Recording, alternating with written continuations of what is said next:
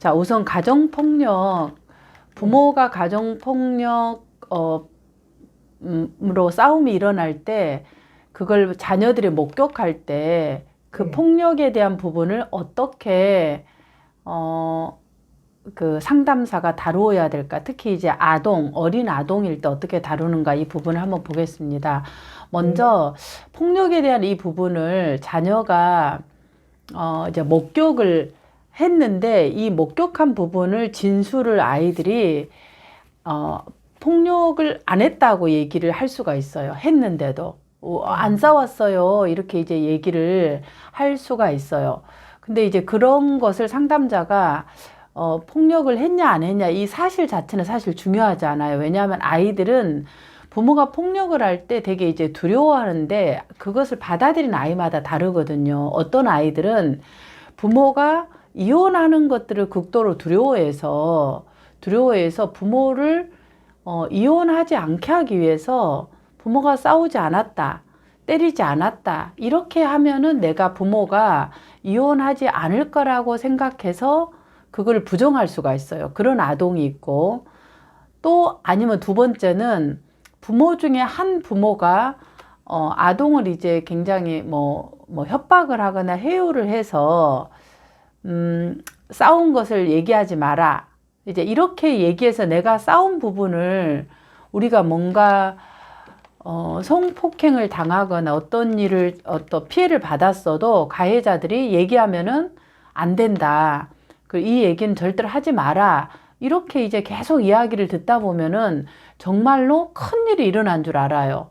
만약에 이제 어떤 그 부모 중이나 행위자가 그런 얘기를 한다면은 이게 우리 가정에 무슨 문제가 일어나거나 재앙이 일어나거나 혹은 엄마에게 큰일이 일어나거나 이런 이제 부분들을 지속적으로 얘기를 하게 될 때 사실은 두려움이 있기 때문에 이 부분을 얘기하는 것들을 어려워해요. 그래서 많은 성폭력 피해자들이 자신의 이야기를 이렇게 실질적으로 얘기를 안 하고 그냥 거짓말처럼 없는 것처럼 이렇게 넘어가는 거죠. 묵인을 해버리고 이런 부분이 있을 수 있다라는 거죠. 그래서 이제 상담사가 관심을 가져야 되는 것은 아동이 그런 부분을 이제 얘기를 싸움이 안 일어났어요. 때리지 않아요. 또 어떤 부분이 있을 때는 실제로 이제 그런 부분이고 또 어떤 투사 검사라든가 어떤 그 지금 뭐 그림이라든가 이런 것들은 투사 검사이기 때문에 방어를 뚫잖아요. 그러니까 그냥 나도 모르게 이야기가 나와 버릴 수 있어요. 거기에서는 싸운다. 그리고 또 내가 가장 뭐 행복할 때는 대부분의 아이들이 부모가 싸우지 않을 때라 그래요. 그 다음에 슬플 때는 부모가 싸울 때, 엄마 아빠가 따로 있을 때 이런 것들의 아이들의 이제 행복과 슬픔의 얘기를 할 때는 거의 뭐 100% 아이들이 거의 동일하다는 거죠. 근데 이제 이렇게 얘기가 투사 검사를 통해서 나올 때는 싸움이 나와버려요. 그러면 이 아동의 진술이 검사상에서 투사검사에서 나온 진술과 그냥 직접적으로 물은 진술하고 일치하지 않은 거죠. 그런 것 자체가 벌써 이 아동이 부모의 싸움에 대해서, 부모의 폭력적인 부분에 대해서 굉장히 혼란스러워하고 두려워하고 있구나. 이런 이제 하나의 사인으로 받는 것이 우선 상담사가 필요할 것 같아요. 그러면 상담자가 이 사인을 어떻게 이 상담에서 다루고 해야 될 거냐. 왜냐하면 폭력의 피해들을 본인들이 이야기를 사실 해야 되는데 성폭력 피해자나 가정폭력 피해자들이 만약에 이러는 거죠. 우리가 엄마 아빠 이혼하게 되면 너희들은 굶어 죽는다. 뭐 이제 어떤 굉장히 위협적인 이야기를 하게 되면은 아이들은 두려우니까 그냥 내가 입을 다물고 함구해야 된다고 생각할 수 있어요. 그래서 그런 이제 그 1차적인 두려움 이런 부분들이 어떤 것이 있는지를 좀 확인해 보는 것이 필요하죠. 그래서 아이들 안에서는 이제 뭐 경찰관이 조사를 온다든가 아동보호 전문기관에서 계속 조사와서 뭔가를 물어보면은 우리 아빠가 잡혀가나? 그러면 또 뭐 우리 집이 뭐가 어떻게 되나? 이런 것들을 명확하게 알지 못하기 때문에 두려운 거예요. 그래서 사실은 아동들이 경찰서에서 신고가 되거나 뭐 아동보호 전문기관에서 올 때 모르게 하는 것보다 명료하게 알려주는 게 필요해요. 왜냐하면 아이들도 결국은 다 알거든요. 싸움이 일어나면은 신고를 하게 되면은 그 경찰들이 지금도 안전한지 싸움이 지금 일어나지 않은지 이런 부분들을 안전을 확인하기 위해서 이렇게 온단다. 그런 부분에 대해서 그래서 이거는 누구든지 이제 어떤 폭력이라는 것은 위험하니까 이런 부분은 안전을 확인하기 위해서 오는 거란다. 이렇게 이제 명확하게 왜 외부에 있는 사람들, 시청이나 온는지를 이 아이들이 알게 되면은 뭐 달리 하는 것이 아니라 안전을 확인하기 위해서 왔다라는 것을 아이들이 명료하게 아는 게 필요하죠. 근데 이제 부모 중에 한 분이 그런 게 아니라 이걸 시해한다거나 아니면은 또 아이들이 알면 불안해할까 싶어서 뭔가를 숨겨버리면 아이들은 훨씬 더 그런 것들을 불안해한다는 거죠. 그래서 이제 부모 상담할 때 이런 부분들을 알려주는 것이 필요하다.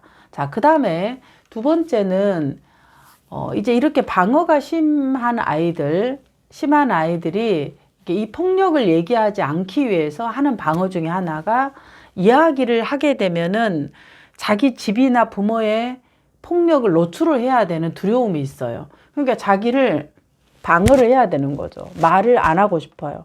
그래서 이제 우리가 쓸 수 있는 방법이 말할 수 없다. 그러면 그냥 말할 수 없다 그러니까 요즘은 가장 많이 쓰는 것이 저 개인정보라서 얘기할 수 없어요. 그거 잘 모르겠어요. 이렇게 이제 아이들이 많이 이야기를 하기도 합니다. 그럴 때는 그거를 이제 개인정보라고 얘기를 한다 그러면 말할 수 없다. 이름이 뭐냐 그래도 말하기 싫어하면은 굳이 이름을 우리가 물어볼 필요가 없어요. 이름을 우리한테 중요한 건 아니잖아요. 아이가 개인정보라, 그러니까 아이가 개인정보를 물어보거나 이름을 물어볼 때는 개인정보라 말할 수 없어요. 그러면은 그래. 네가 굉장히 개인정보에 대해서 굉장히 민감하게 교육을 받고 너 스스로를 안전하게 지키는 것들을 잘 알고 있구나. 그럼 그렇게 선생님이 여러 친구들을 만났는데 우리 민들레처럼 이렇게 자기를 안전하게 개인정보에 대해서 얘기한 친구는 선생님이 처음 본 것 같아. 뭐 이런 이야기를 누구한테 이렇게 교육을 철저하게 받았을까? 이렇게 이제 좀 오히려 인정해 주면서 물어보면은 이제 이 아이가 뭐 학교에서 받았어요. 누구한테 받았어? 이렇게 얘기를 하면 그래. 그런 얘기를 해도 보통 이름들은 하고 또 오늘은 엄마랑 같이 왔는데 그런 부분에서 아무것도 모르고 그냥 왔네. 이렇게 얘기하면 나는 끌려왔다 그러면은 너가 이렇게 엄마가 어디 간다고 엄마가 어떻게 얘기를 했길래 너는 끌려온다고 이게 이렇게 그 느낀 거에 하고 이제 이 아이가 끌려왔다라는 것 자체도 폭력으로 이 아이들이 인식해요. 그래서 어떤 경우는 부모가 나 가고 싶지 않은데 나를 끌고 가서 나를 폭력을 했어요. 이렇게 하면서 또 부모를 신고하는 아이들이 있어요. 그렇기 때문에 이 아동이 부모가 끌고 왔다 그랬을 때 그 어떻게 인식하고 있는지 끌고 왔다라는 가정을 그럴 때 너는 지금 좀 기분이 어떠니? 이게 끌고 왔으면 당연히 기분이 안 좋을 거 아니에요. 근데 그런 상황에서 상담에 들어간다는 건 어려운 거예요. 그러니까 끌고 왔다고 했을 때 네가 어떤 마음이었고 지금 너는 여기가 어떤 곳이라고 알고 있니? 이런 부분에 대한 것을 알려주는 게 필요하죠. 그러면 이제 이 아동이 부모가 그냥 아무 이유 없이 그냥 저를 그냥 데리고 갔어요.